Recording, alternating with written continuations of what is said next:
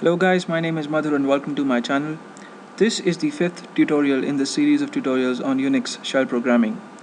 In this tutorial we're going to check out the cat command, which is used to create text files. Now when I type in cat at the terminal and type in a file name, let's say I want to create a test file, so I'll just call it test, and if I press enter then I'll get an error message. Let me demonstrate it to you, the kind of message that I'll get. It says that cat test no such file or directory, which means that the shell searched for a file or directory called test in the home folder and it couldn't find anything, so it displayed this error message to me. And that's because when you create a text file using cat through the terminal, you have to put a greater than symbol or a redirection operator between the cat command and the name of your file.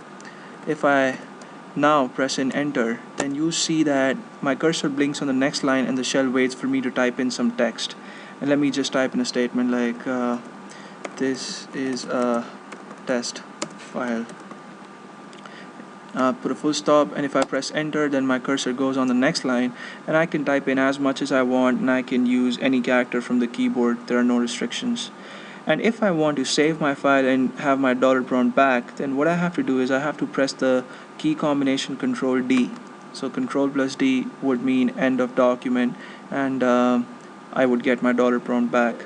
Now if I want to view the contents of the file that I've just created using the terminal, then I'll have to type in cat space test, but this time I'll have to use the less than symbol or the redirection operator that tells the shell to take the input from the file this time and display it on the screen. If I press and enter, I see my statement, which is this is a test file. Well, please ignore the barking dog. It's not mine, it's the neighbor's dog. So there you go. Those are the two things that I wanted to show you guys. The other thing is that you can use cat to merge two files and create create files. Let me create another file and call this one random, and oops, I forgot to put the greater than symbol in between. If I press and enter, this is a random file.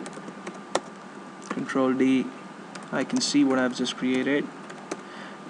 Now the less than symbol or the redirection operator for seeing the contents on the screen is not mandatory.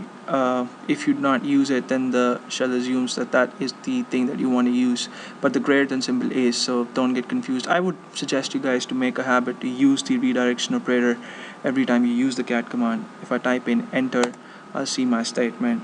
Now if I want to create a third file, and if I want to merge the input from the file test and random and create another file called sample, the procedure for that is cat space random space test, and then I'll put the greater than symbol, and then I'll put the name of my file, which in this case can be anything.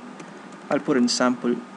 If I press and enter and see the contents of my sample file, then I see that my first statement comes from my random file and the second statement comes from the test file, and the sequence is the same as the sequence in which I mentioned the files in my cat statement, the one that I've just executed.